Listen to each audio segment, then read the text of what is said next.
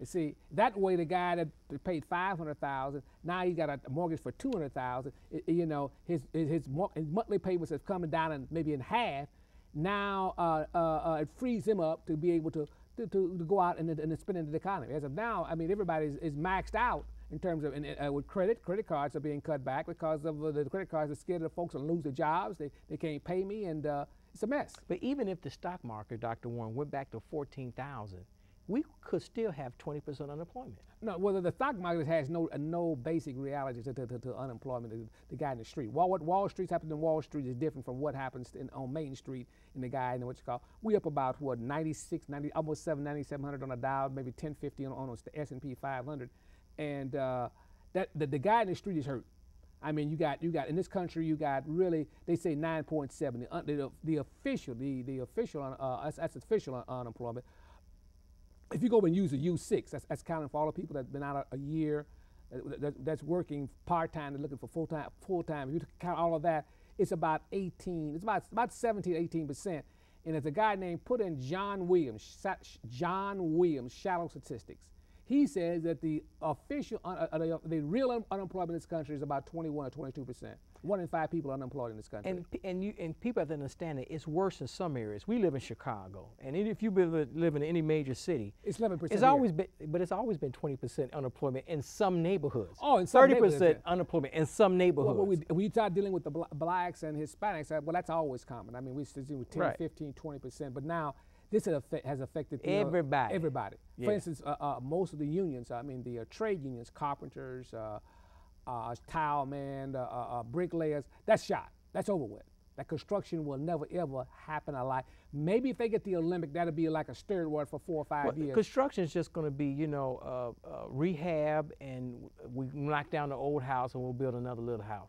But just this massive construction, housing. That'll never happen again in our lifetime. You got 19 million houses empty in America. Empty. You know, and that don't include what the banks have on their books that they don't want to flood the market with. Before I take a phone call, Bill Godomsky, he's the director. Without Bill, there would be no Viewpoint Live. Your beautiful wife Penny is doing the graphics. You know, we have a crew here. It's more than me and Dr. Warren. I have to talk about these Republicans, these conservatives. They are going gaga in a negative way. They're going against Barack Obama, the president, President Obama. Don't the conservatives know? These people, the Tea Party people, and these people are crying about health care. They're going to take away my health care. They're in the streets protesting. We're going to take our country back. Don't they know that economic decline is much bigger than Barack Obama or George Bush? No, they don't. Few Americans understand. Henry Ford had a saying. He said, if the American people knew how money was created in this country, there would be a revolution tomorrow morning. So it would be best for them not to know. So they don't understand the seriousness of the problem. This is beyond Barack Obama. Obama had nothing to do with this. Basically, was not even Bush had. You're dealing with an elite group of people, the Federal Reserve, and very powerful people and families on Wall Street that ran away with the candy store. There is no regulation on them. Just what you see with Madoff did, they had the evidence on it. Oh, people knew. They knew. A lot of folks knew. They knew. Yeah. But nobody went in and shut him down. Yeah. That's just like we knew back in the 80s when, what's the dope man, WC, what's his name, that got killed, I can't think of his name, to come to me anyway. They knew the guy was selling dope on the west side. DeLorean? No, I was talking about the guy, the black guy on the west side was selling all this dope. Whatever, yeah, go ahead. But I mean, he had 22 Cadillacs. And he had bought the police, and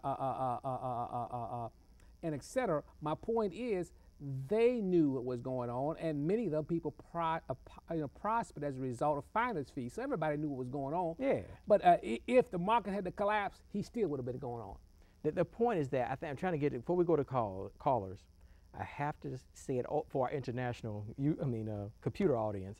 The conservatives, I got to say this again, I won't say it later on in the show. The conservatives, the Republicans, they got to understand the Federal Reserve, the Bilderbergers, the Council on Foreign Relations, the Bohemian Grove, they are secret society. These are real people running this. Barack Obama is just a small fry. George Bush, President Clinton, President Reagan, there's one part of it. They don't get a clue. These people are chopping their branches, and they have not got to the root of the problem. And the root of the problem is the almighty dollar. And even I don't think Obama understands this. It is this almighty dollar. If I got one, I don't know. I think I got one maybe. I got it in my bag. I ain't got one anyway, on me. anyway, this dollar that we have here, it has actually has totally been devalued. It is totally worthless. The economy is bad because I have trouble pulling out a dollar. Here's a 20, man. Here's a 20. This thing here, if we was to go to Switzerland tomorrow and a coffee is $6 with this. Matter of fact, they tell you they ain't accepting this, period. If you don't have Swiss franc, euros, or yen, they say this is totally rejected. This is almost like pesos. So let me, real quick, what does the Federal Reserve get their money from? What does the Federal Reserve get their money from? The Federal Reserve is a private bank, and they create money out of nothing. So the Federal Reserve creates money out of thin air. Out of thin air, as bookkeeping entry. In other words, it's just like if I walk to your account, and I put in $1 million. Now, if somebody puts in $1 million, that's all it is a computer entry. You can start writing checks on the $1 million. But at some point, I gotta fill the bank up with $1 million. No, if I put it in there, you can use it. Well, the Federal Reserve is creating money out of nothing. Out of nothing. Out of nothing, and that's what you call fractional reserve banking. Which is over my head, sir. Fractional reserve banking. Fractional reserve banking is just say for instance, let's give you an example real quick. It take 2 seconds, 2 minutes. Say for instance, back in the old days, they had what they call banks that kept gold.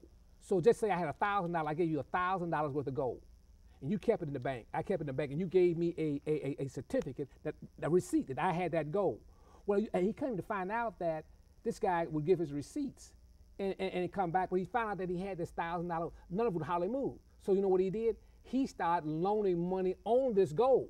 So he may lend out $10,000, but he only got what? $1,000 worth of gold. So that's creating money out of what? Thin air. Out of thin air, because he only got it $1,000. Nobody knows the thing, so he's creating money and charging interest on the money he created out of nothing. So that's what they call fractional reserve banking, where nobody got it works fine, but usually what happens, greed gets so bad, he keeps writing more and more.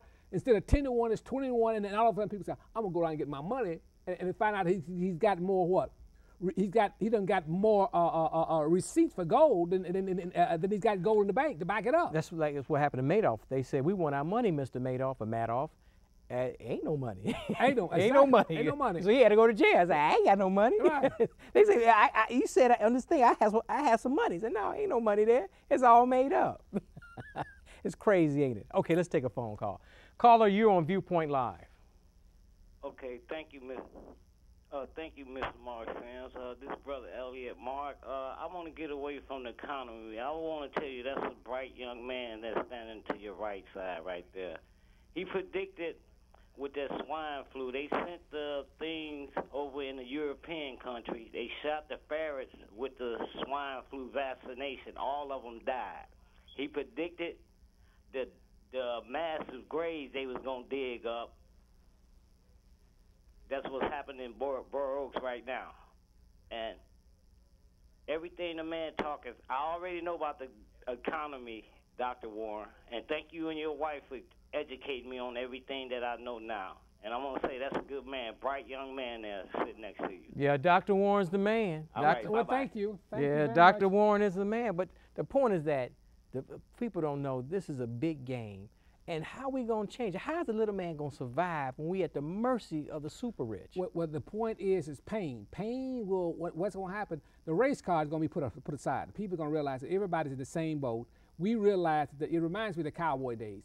Back in the Western days, you know that there was 2 people that everybody hated in the cowboy. Back in the West, it was the railroad people because they stole the land, and it was the bankers because he done stole the money. Everybody. So what's happening? People gonna find out. Wait a minute, we know who took the money.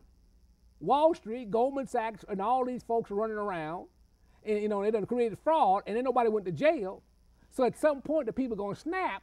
And you're going to have a third party, a total revolution. But the people are protesting against Obama. Well, they just been misguided as a matter. It hadn't dawned or fully clicked in the conscience. Obama don't mean nothing to this thing. It is the bankers that run the show.